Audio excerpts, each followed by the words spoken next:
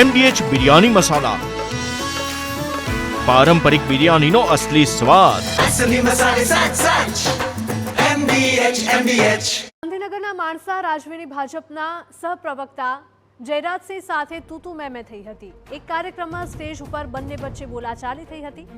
માણસા રાજવીએ જયરાજસિંહને રોકડું પરખાવ્યું હતું. જયરાજસિંહ સ્ટેજ પરથી ખોટો ઇતિહાસ બોલી ભ્રમિત કરી રહ્યા હોવાનો દાવો કરવામાં આવ્યો. માણસા કોલેજમાં વિદ્યાર્થીઓના ઇતિહાસ અંગેનો સેમિનાર યોજાયો હતો. જયરાજસિંહ પરમારે ક્ષત્રિયોના ઇતિહાસ વિશે વાત કરતા અંગ્રેજોની ગુલામી સંદર્ભે ઉલ્લેખ કર્યો હતો. અંગ્રેજોની ગુલામી સંદર્ભે ઉલ્લેખ કરતા માણસા રાજવીએ યુવરાજસિંહના નિવેદન સામે વાંધો ઉઠાવ્યો હતો. સ્ટેજ પર જ જયરાજસિંહને ખોટો ઇતિહાસ કહેતા હોવાનું કહ્યું હતું અને તેમને ટોક્યા હતા.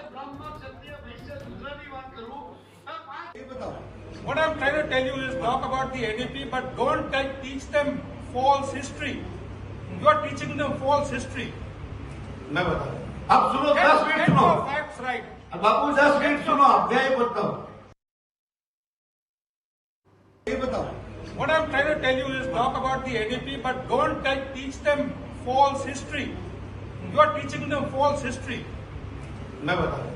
अब सुनो, 10 मिनट Get सुनो। your facts right. Babu 10 minute सुनो, आप यही बताओ। મારા પોલિટિકલ એડિટર કિંજલ મિશ્રા જોડાઈ ગયા છે આજ મુદ્દે વધુ વિગતો આપવા માટે. કિંજલ, માણસા રાજવીની ભાજપના સહપ્રવક્તા જયરાજસિંહ સાથે તૂતુ મેનો આ એક્સક્લુઝિવ વિડીયો સામે આવી રહ્યો છે. શું વધારે અપડેટ?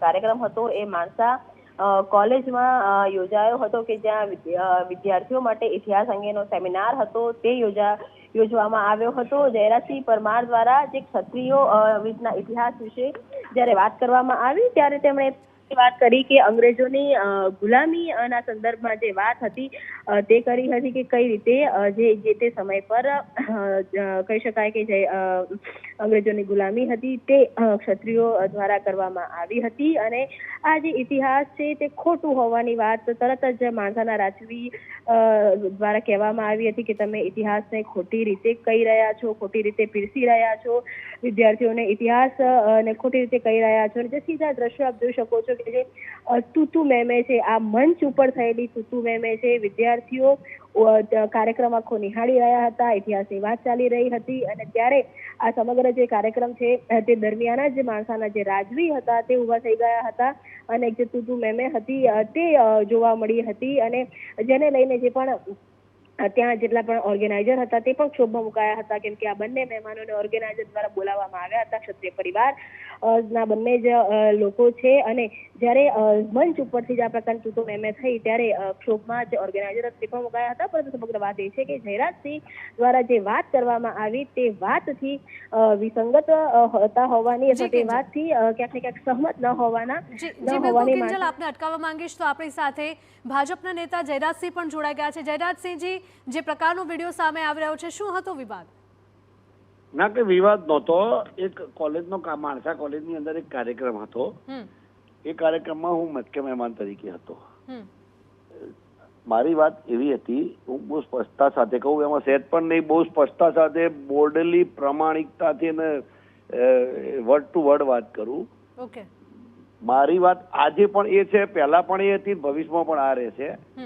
વાત એ હતી કે આપણે સોનાની ચીડિયા ગણાતો આપણો દેશ વર્ષો સુધી આપણા ઉપર જુદા જુદા શાસકોએ કેમ રાજ કર્યું અને એક શાસક એવું નહીં, હુણો કુશાણો થી લઈને પારસીઓ, એના પછી બીજા બધા અનેક વિદેશી જે ધાડે ધાડા આવતા અને આપણે હારતા અથવા તો ગુલામ આપણે કેમ બન્યા, એના મૂળ મુદ્દામાં આપણી અંધશ્રદ્ધા, આપણે અંદરના કુસંપો, આપણી અંદરના વર્ણભેદો, આપણે ફક્ત એકલા ક્ષત્રિય સમાજે જ યુદ્ધો કરવા પડતા, અલગ અલગ વાડાની વહેંચાયેલા સમાજની અંદર જુદા જુદા લોકો કામ કરતા. એટલે દાખલા તરીકે વર્ણ વ્યવસ્થા હતી જે અધોગતિનું મૂળ છે, વર્ણ એટલે બ્રહ્મ, ક્ષત્રિય, વૈશ્ય અને શૂદ્ર. તો બધાએ જુદા જુદા કામો વહેંચેલા હતા એટલે યુદ્ધો ક્ષત્રિય સમાજના ભાગે આવતા, જેના કારણે યુદ્ધોના કારણે માર્જિનલાઇઝ થઈ અને આપણે દેશ ગુલામ બન્યો. જે 1947માં આઝાદી મળીને આપણે આઝાદ થયા. આ એક રૂટીન વાત હતી.